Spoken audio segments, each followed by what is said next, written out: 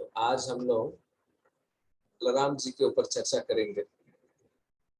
तो बलराम जयंती कल है, तो इसीलिए बलराम जयंती सेलिब्रेट करने के पहले ये बहुत जरूरी है कि हम अपनी चेतना को भी बलराम कॉन्शियसनेस कर दे। ऑफ कोर्स हम लोग यूजुअली बोलते हैं कृष्णा कॉन्शियस, बट आज हम लोग बलराम कॉन्शियस बनने का प्रयास करेंगे। वैसे नुकसान नहीं है, क्योंकि आगे हम लोग जब पढ़ेंगे तब हमें पता चलेगा कि कुछ भेद नहीं है दोनों भाइयों में। वैसे बलराम जी जो है, आप लोग जानते हैं, वो कृष्ण के बड़े भाई हैं। तो यदि कोई ब्रजमंडल गए हैं कभी, तो वृंदावन नहीं, ब्रज की बात कर रहा हूँ मैंने पहले भी कई बार बताया है, ब्रज और वृंदावन में अंतर है। ब्रज जो है, जैसे कि हमारे यहाँ पे जमशेदपुर के जितने भक्तवृंद है, तो जमशेदपुर एक बड़ा जगह है, उसके अंदर में विष्णुपुर, कदमा, साक्षी, मानगो इत्यादि है। सिमिलरली ब्रज जो है वो 84 कोस का है, उसके अंदर में आता है वृंदावन। तो ब्रज में आप लोग यदि जाएंगे तो वहां पे अधिकतम भक्त जो है वो श्रीमती राधा रानी के गुणगान गाएंगे, ऐसे बताएंगे आपको श्री राधे राधे या श्री राधे श्याम, इस तरीके से। परंतु एक विशेष स्थान है वहां पे जिसका नाम है दाऊ जी। दाऊ जी जो है वो बलराम जी का एक और नाम है। तो दाऊ जी उनका नाम है और उनके नाम के ऊपर ही वो स्थान का नाम रखा गया है। तो अगर आप दाऊ जी क्षेत्र में जाओगे तो वहां के जो बलराम जी के विग्रह है वो श्वेत वर्ण के नहीं है, वो काले काले बलराम जी है वहां पे। तो ऐसा क्यों है? ऐसा इसीलिए है कि बलराम जी वहां पे हमेशा कृष्ण का चिंतन करते करते वो इतने खोए हुए रहते हैं कि उनका शरीर जो है वो श्याम वर्ण का हो जाता है। इसीलिए वहां के जो बलराम जी है उनका वर्ण भी श्याम वर्ण है, ना कि श्वेत वर्ण। और वही एकमात्र क्षेत्र है पूरे ब्रज में जहाँ पे श्री राधे राधे नहीं बोला जाता है, ना ही श्री राधे श्याम बोला जाता है। वहां पे क्या बोला जाता है? वहां पे बोला जाता है दाऊ जी के भैया कृष्ण कन्हैया। मतलब एक व्यक्ति बोलेगा दाऊ जी के भैया तो सामने से रिप्लाई आएगा कृष्ण कन्हैया। अगर आप बोलेंगे कृष्ण कन्हैया तो सामने से रिप्लाई आएगा दाऊ जी के भैया। तो इस प्रकार से जब वहां पर ब्रजमंडल परिक्रमा चल रहा था तो एक फॉरेनर माता जी थी, तो वो जब ये सुनी कि दाऊ जी की विशेषता ये है तो उनको बड़ा अच्छा लगा, बड़ा यूनिक लगा कि ऐसा भी होता है। यहाँ पे ऐसा स्थान है जहाँ पे श्री राधे राधे नहीं बोलते, दाऊ जी के भैया कृष्ण कन्हैया बोलते हैं। तो उनको ये जो राइम है बड़ा अच्छा लग रहा था। तो वो जब वहां से गुजर रही थी तो वहां पे वो अपने में ही ऐसे गुनगुना रही थी, ऐसे ही दाऊ जी के भैया। तो बहुत धीरे से ही बोला उन्होंने। तो तुरंत ही जैसे उन्होंने बोला दाऊ जी के भैया, वहां पे एक छोटा सा दुकान था और वहां पे ब्रजवासी का एक दुकान था, तुरंत वहां से रिप्लाई आ गया कृष्ण कन्हैया। तो जब उन्होंने सुना कृष्ण कन्हैया तब उनको भरोसा हो गया, नहीं ये बस ग्रंथ कथा नहीं है, ये वास्तव में ऐसा है। तो सिमिलरली जब कृष्ण कन्हैया कोई कहते हैं तो वहां से रिप्लाई आता है दाऊ जी के भैया। तो बलराम जी जो है, बलराम जी कृष्ण के प्रथम विस्तार है। जब सृष्टि करना होता है भगवान को, तो भगवान बलराम जी को जब सृष्टि करते हैं तो बलराम जी बाकी का सब संभाल लेते हैं। बलराम जी से ही बाकी के एक्सपांशन आते हैं, संकर्षण, अनिरुद्ध, प्रद्युम्न, वासुदेव। फिर उसके बाद फिर महासंकर्षण आते हैं, महासंकर्षण से महाविष्णु, महाविष्णु से फिर गर्भोदक्षय विष्णु, गर्भोदक्षय विष्णु से शिरोदक्षय विष्णु, फिर शिरोदक्षय विष्णु से बाकी अवतार प्रकट होते हैं। तो बलराम जी जो है वो बाकी का संभाल लेते हैं, ऐसा। तो अगर हम लोग तत्व के हिसाब से चर्चा करें तो कौन बड़े हुए कृष्ण की बलराम? कृष्ण बड़े हुए, क्योंकि कृष्ण विस्तार कर रहे हैं बलराम जी। परंतु यहाँ पे हम देखते हैं कि बलराम जी बड़े हैं कृष्ण से। बलराम जी करीब 1.5 साल बड़े हैं कृष्ण से। तो ऐसा कैसे हो गया, इसके पीछे भी घटना है। तो जैसे कि हम कभी भी कुछ डाउट में पड़ते हैं तो हम क्या करते हैं, हम साधुओं से राय लेते हैं।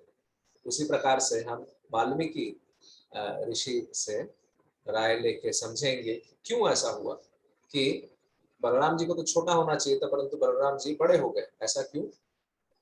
क्योंकि त्रेता युग में जब रामचंद्र थे, भगवान रामचंद्र, और वो जब मर्यादा पुरुषोत्तम का लीला कर रहे थे तो उस समय उनको ऐसे कई सारे कार्य करने पड़े जहाँ पे सीता देवी को बड़ा कष्ट हुआ। जैसे कि आप लोग जानते हैं सीता देवी को अग्नि परीक्षा देनी पड़ी, सीता देवी को वनवास जाना पड़ा भगवान रामचंद्र के साथ। तो ये सब जब लक्ष्मण जी देख रहे थे और फिर बाद में उनको वाल्मीकि मुनि के आश्रम में भी छोड़ दिया गया, तो ये सब जब देख रहे थे तो लक्ष्मण जी को और सहा नहीं गया, बड़े दुखी थे। और एक बार वो रामचंद्र जी को बोल ही दिए कि देखिए मैं आपसे अनुज हूँ, छोटा हूँ, इसका आप बड़ा गलत फायदा उठा रहे हैं, इसीलिए आने वाले युग में मैं आपसे बड़ा होऊंगा। और ठीक उसी प्रकार से जब द्वापर युग आता है तो बलराम जी बड़े होते हैं और कृष्ण छोटे होते हैं। इसलिए तत्व के हिसाब से कृष्ण बड़े, बट लीला के हिसाब से बलराम जी बड़े, ऐसा। और बलराम जी एक बड़े विशेष व्यक्तित्व है। क्यों ऐसा? क्योंकि आप लोग सुने हैं कि भगवान के साथ हम सब का संबंध है, अलग अलग जीव का अलग अलग संबंध है। जैसे कि कोई भगवान के साथ शांत रस में युक्त है, कोई दास्य रस में युक्त है, कोई साख्य रस में, कोई वात्सल्य रस में, कोई माधुर्य रस में। जैसे भगवान की जो गोपियां हैं वो माधुर्य रस में भगवान से युक्त है। भगवान के जो माता पिता भाई बंधु है, भाई है, और वो लोग वात्सल्य रस में है। और जो सखा है वो साख्य रस में है। जो भगवान के दास है वो दास्य रस में है। और जो भगवान के शांत स्वभाव के भक्त है, जैसे कि ब्रज के पेड़ पौधे हो गए इत्यादि, और भगवान का जो वस्त्र हो गया, भगवान की जो बांसुरी हो गई, ये सब शांत रस में आ जाता है, भगवान को सहायता करते हैं। तो बलराम जी एक ऐसे व्यक्तित्व है जो भगवान को पांचों रस से सेवा दे सकते हैं। ऐसा कोई व्यक्तित्व नहीं है जो भगवान को पांचों रस से सेवा दे सकता, ऐसा कोई व्यक्तित्व नहीं। बलराम जी एकमात्र ऐसे है जो पांचों रस से सेवा दे सकते हैं। कैसे? अब देखिए, गोपियां मात्र माधुर्य रस से सेवा दे सकती, वो अन्य रसों से सेवा नहीं दे पाई। माँ यशोदा वात्सल्य रस से सेवा दे सकती, वो साख्य दास्य से नहीं दे सकती और माधुर्य से नहीं दे सकती। तो जो शांत रस है जो हम लोग चर्चा कर रहे थे, तो बलराम जी क्या करते हैं, बलराम जी जितने भी साख्य रस के, शांत रस के जितने भी अलग अलग चीजें हैं, जैसे बांसुरी, भगवान का पीतांबर वस्त्र, भगवान का मोर पंख, भगवान का धाम इत्यादि, बलराम जी खुद बन जाते हैं और उस प्रकार से भगवान को सेवा देते हैं। और दास्य रस में बलराम जी स्वयं भगवान के चरण दबाते हैं। ऐसा एक चित्र है, श्रील प्रभुपाद अपने शिष्यों को बोले थे बनाने, ऐसा वर्णन आता है भागवत में भी कि बलराम जी बड़े भाई होने के बाद भी वो चरण दबाकर और भगवान की सेवा करते हैं दास्य भाव में। और साख्य भाव में वो भगवान के साथ क्रीड़ा करते हैं, खेलते हैं, अलग अलग खेल खेलते हैं। और वात्सल्य रस में वो बड़े भ्राता है। और माधुर्य रस में कैसे हुआ?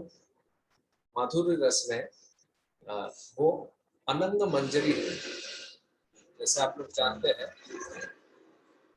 गोपियां हैं, गोपियों गोपियां भगवान को सेवा देती है, और गोपियों को जो सेवा देती है, गोपियों की जो असिस्टेंट है, उनको मंजरी कहा जाता है। उनमें से एक है अनंग मंजरी, जो कि श्रीमती राधा रानी की सिस्टर है। तो उस स्वरूप में बलराम जी अनंग मंजरी बनकर माधुर्य रस में भी भगवान की सेवा देते हैं। इस प्रकार से बलराम जी एकमात्र है जो पांचों रस में भगवान को सेवा देते हैं। यहाँ तक कि शांत रस में, जैसे हमने अभी करताल बजाया, और जो मृदंग है, जितने इंस्ट्रूमेंट है, म्यूजिकल इंस्ट्रूमेंट जिससे हम लोग कीर्तन करते हैं, वो सब बलराम जी के स्वरूप है। इसीलिए जब श्रील प्रभुपाद पाश्चात्य देश में गए थे और वहां पे जब पहली बार इंडिया से विदेश में मृदंग गया था, तो जब प्रभुपाद सुने कि मृदंग गया है, तो प्रभुपाद बहुत ऊंचे मंजिल में थे। तो प्रभुपाद को जैसे ही खबर मिला कि इंडिया से मृदंग आया है, तो प्रभुपाद बहुत प्रसन्न होके दौड़े दौड़े नीचे चले आए, और तुरंत ही जब प्रभुपाद को वो मृदंग मिला, प्रभुपाद उसको प्रणाम किए और फिर उसको अपने उत्तरी को उतार कर उसको लपेट दिया। क्यों लपेटा? क्योंकि वो बलराम जी का स्वरूप है। देखने में वो साधारण मृदंग है, परंतु वो बलराम जी का स्वरूप है। इसीलिए मृदंग भी जब कोई बजाता है, मृदंग का भी प्रणाम मंत्र है। मृदंग बजाने के पहले बोला जाता है मृदंग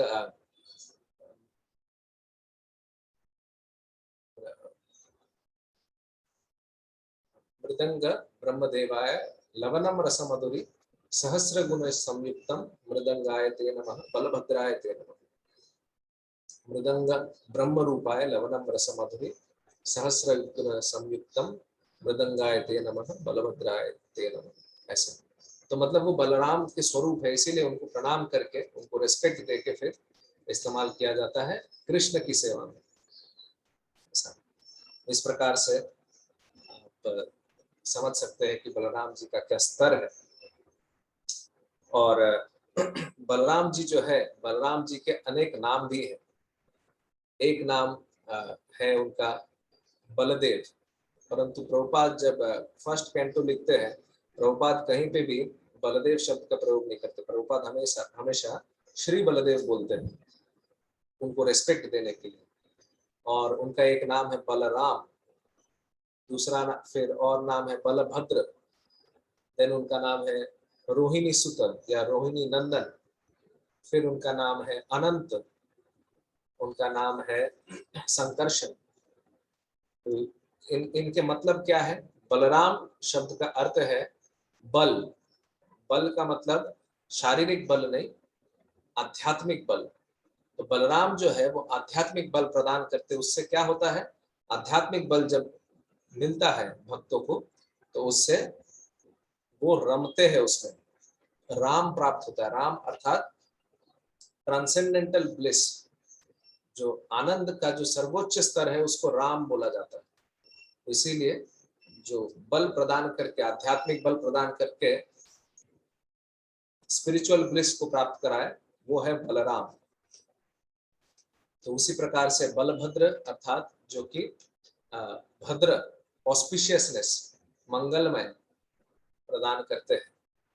और फिर उनका नाम है अनंत, क्योंकि वो अनंत शेष बन के भी भगवान की सेवा करते हैं। तो अनंत अर्थात लिमिटलेस। और फिर वो उनका एक और नाम है संकर्षण। संकर्षण का मतलब हम लोग थोड़ी देर बाद चर्चा करेंगे। इस प्रकार से उनके अलग अलग नाम भी है। तो बलराम जी जो है वो धाम के स्वरूप है।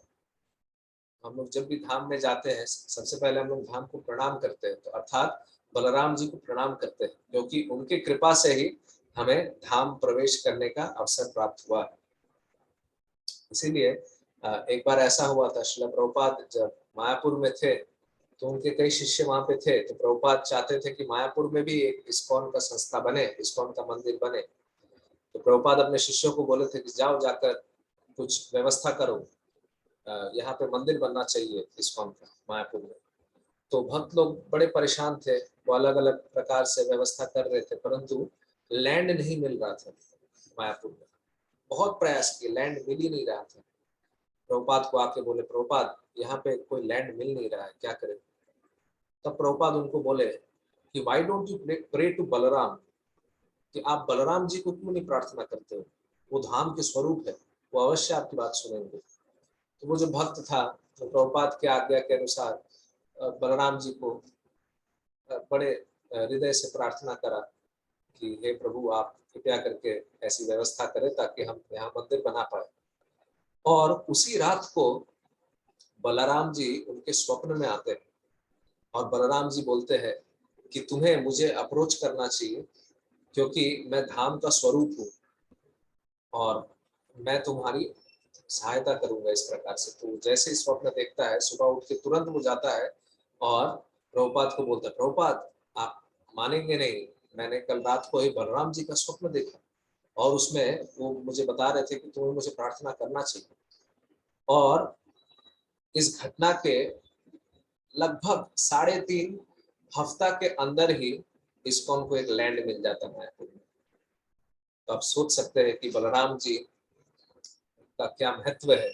उनसे अगर कोई प्रार्थना करता है तो वो कितनी शीघ्रता से रिप्लाई देते हैं एंड वो सारे कार्य कर देते हैं। अगर कोई वास्तव में कृष्ण की सेवा करना चाहता है तो बलराम जी मदद करते। क्यों? क्योंकि ऐसे तो बलराम जी और कृष्ण में कोई भेद नहीं है। श्रील प्रभुपाद बताते थे, श्रील प्रभुपाद को एक जन ने पूछा कि प्रभुपाद दोनों में अंतर क्या है, कृष्ण और बलराम में? तो प्रभुपाद बोले there is no difference. Prabhupada बोले Krishna is black Balaram and Balaram is white Krishna. यही अंतर है कि कृष्ण जो है वो काले काले बलराम है और बलराम जो है वो गोरे कृष्ण है। ऐसा है। तो प्रभुपाद फिर समझा रहे थे कि इन दोनों में कोई भेद नहीं है। जैसे हम लोग जानते हैं भगवान जो है वो षड ऐश्वर्य संपूर्ण है। ऐश्वर्य से समाग्र से वीर से ज्ञानम वैराग्य से शन्नम भागम इतिंगना।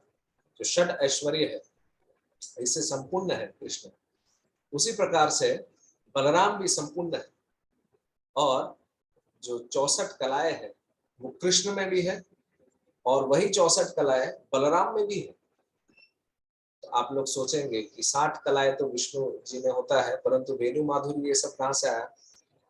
तो ये इसीलिए है क्योंकि एक लीला होता है जहाँ पे बलराम जी भी बांसुरी बजाए। बलराम जी भी बांसुरी हैंडल किए हैं।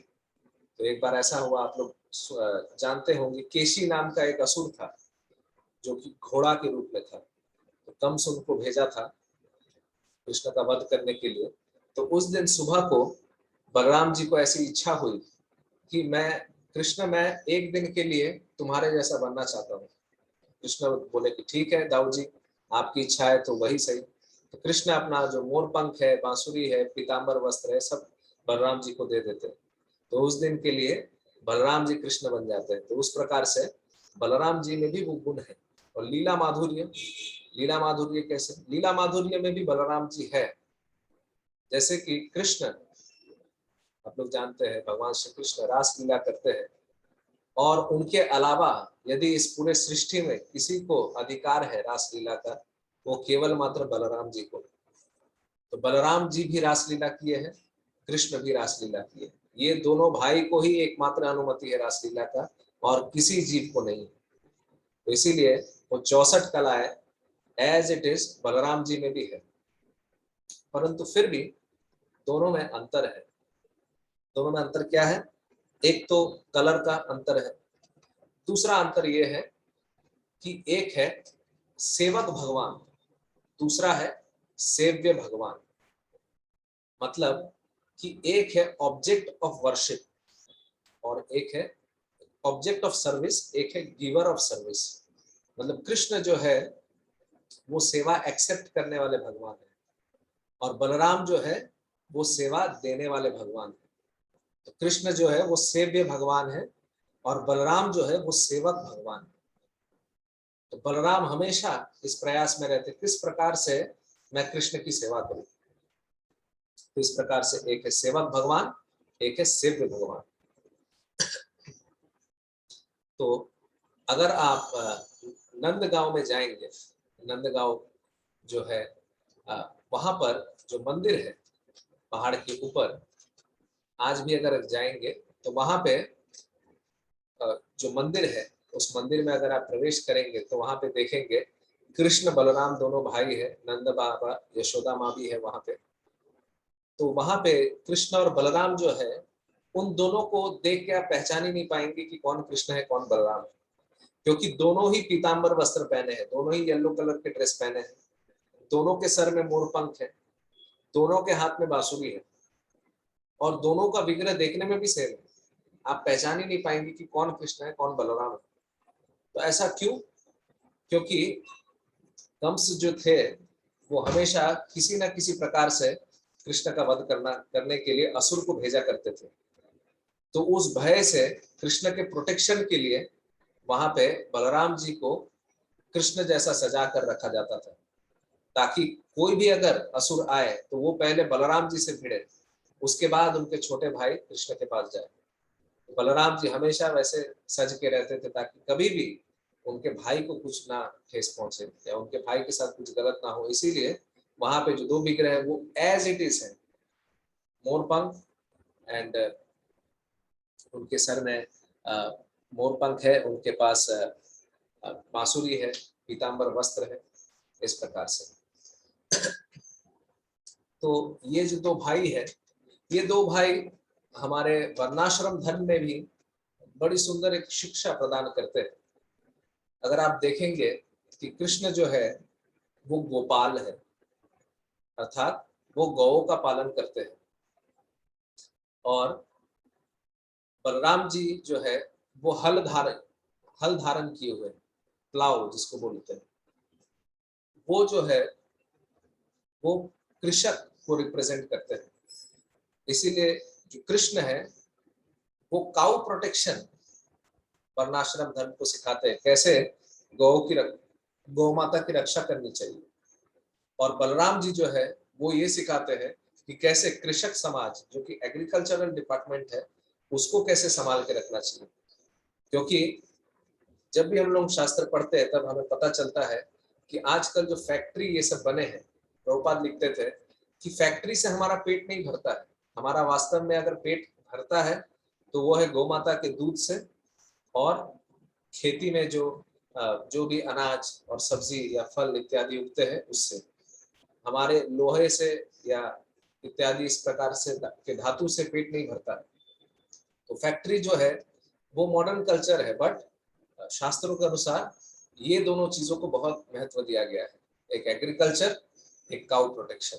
तो इन दोनों का प्रोटेक्शन बहुत जरूरी है, और ये दो भाई जो है इसकी शिक्षा देते हैं।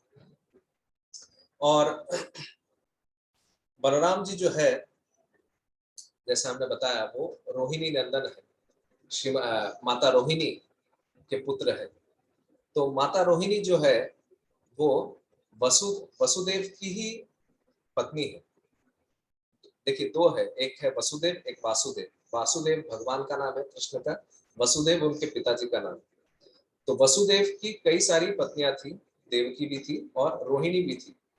तो जब कंस का जब अत्याचार बढ़ते गया, कंस फिर क्या कर रहा था, एक एक करके वसुदेव से लिंक जितने भी उनके रिलेटिव थे सबको पकड़ पकड़ कर वो जेल में डाल रहा था, कारागार में डाल रहा था। तो उनसे बचने के लिए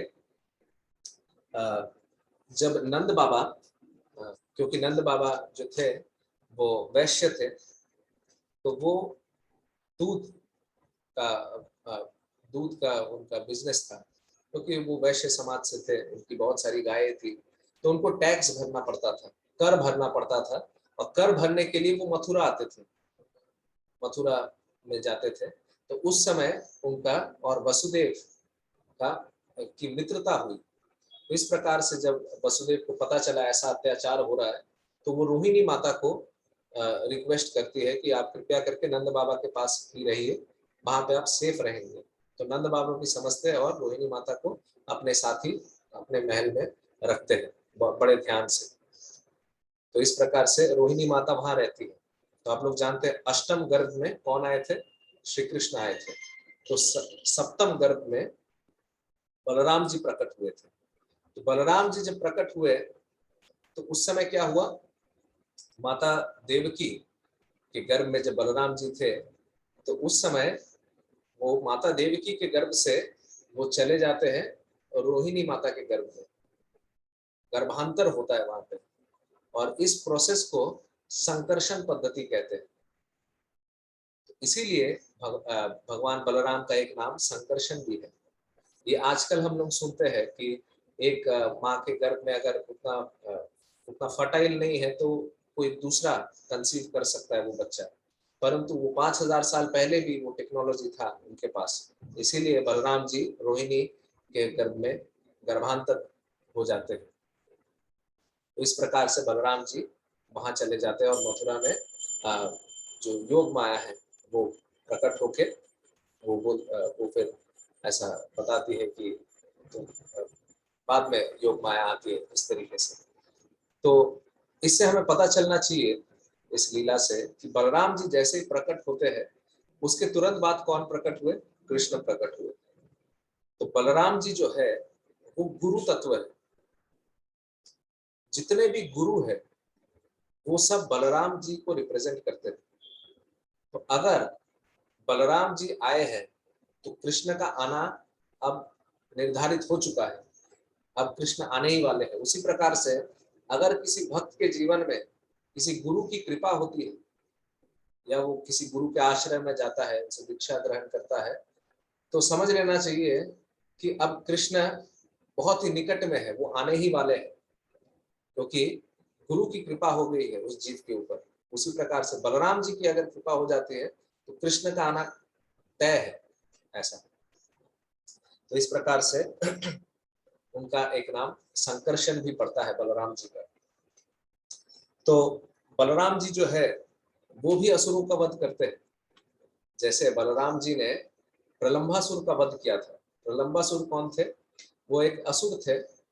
वो कृष्ण की खोज में आए थे। तो जब वो देखे कि ये लोग खेल रहे हैं, तो इन कृष्ण और बलराम की टीम में एक मैच हुआ था कुश्ती का।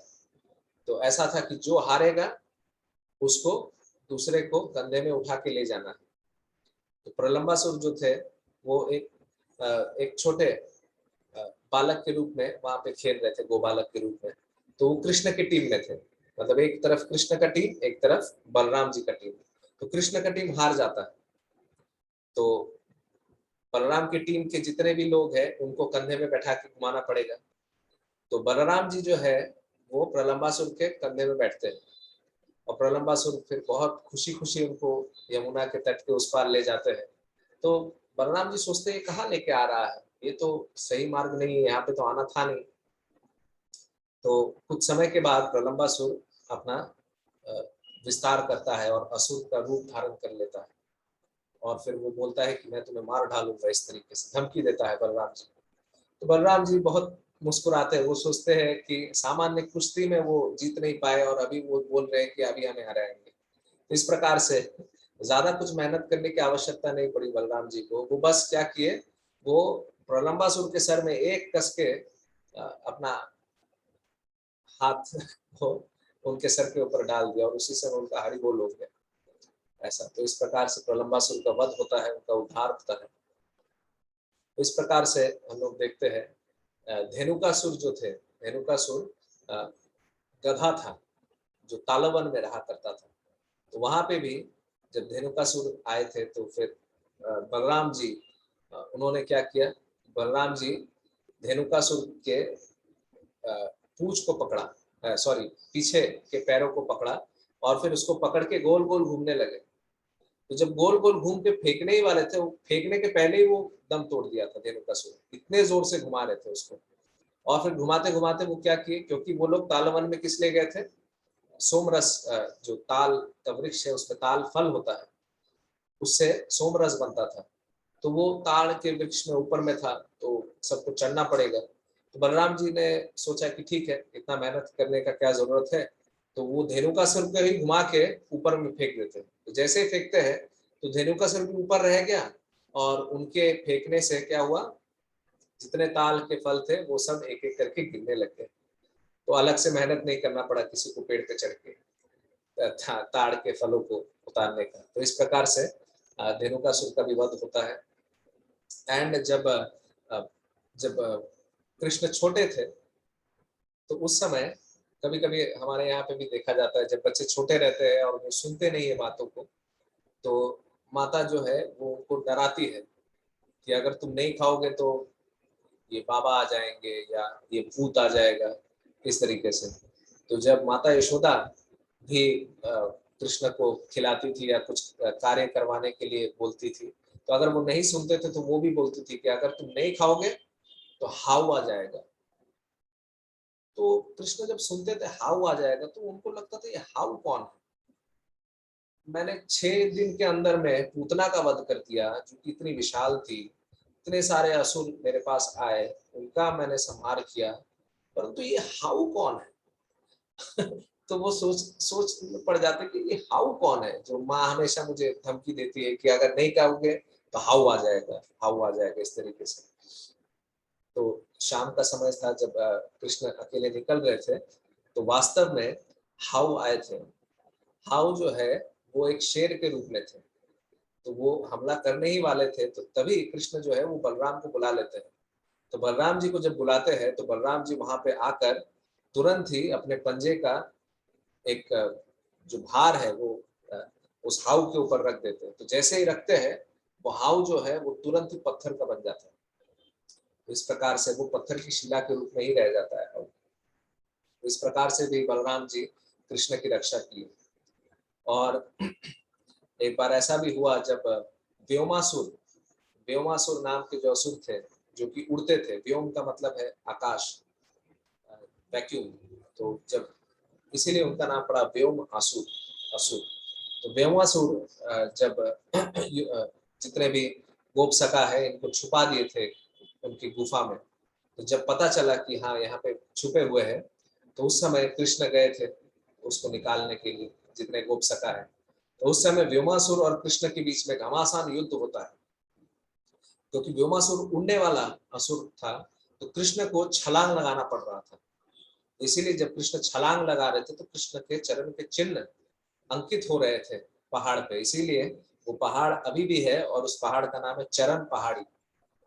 अगर आप ब्रज में जाएंगे तो वहां पे कृष्ण के चरण के चिन्ह आपको मिलेंगे। तो क्योंकि कृष्ण जो है वो कूद कूद कर व्योमासुर को मार रहे थे, और जब कृष्ण कूद रहे थे और वापस जब धरती पे वो पैर रख रहे थे, तो उस समय क्या हुआ, धरती जो है वो डोलने लग गया कृष्ण के भार से। तो उस समय बलराम जी क्या किए, अब ऐसे करके तो युद्ध चलेगा नहीं अच्छे तरीके से, तो बलराम जी अपना एक पैर तुरंत धरती पे रख देते हैं दबा के, और जैसे ही वो रखते हैं धरती ऑटोमेटिकली संतुलन में आ जाती है, और फिर कृष्ण बड़े आसानी से युद्ध करने लगते हैं। इस प्रकार से हम देखते हैं बलराम जी हमेशा कृष्ण को सहायता करते हैं उनकी लीलाओं में, और हमेशा उनका सेवा का भाव रहता है। इनफैक्ट बलराम जी जो है वो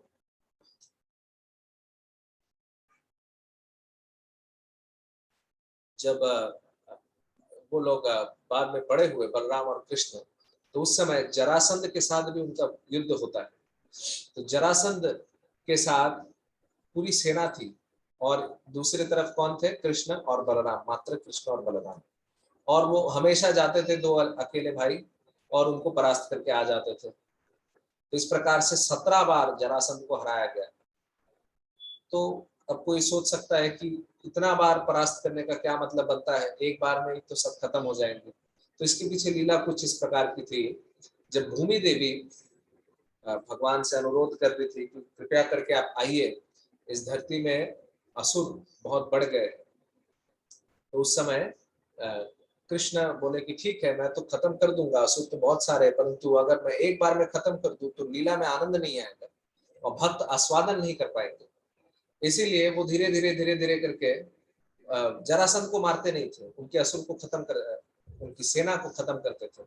तो हर बार 17 बार वो सेना लाया नया नया, और वो कौन थे, वो सारे आसुरिक प्रवृत्ति के जीव थे, तो उनका उद्धार करना था और धरती माँ को बचाना था। तो इस प्रकार से 17 बार दोनों भाई गए और युद्ध में उनको परास्त करा। इस प्रकार से हम देख सकते हैं कि बलराम जी जो है वो हमेशा कृष्ण को सहायता करते हैं उनकी सेवा में। तो बलराम जी इस कलयुग में नित्यानंद प्रभु के रूप में आए। ब्रजेंद्र नंदन छिल जे शुचिसुत होलो से बलराम होइलो निताई।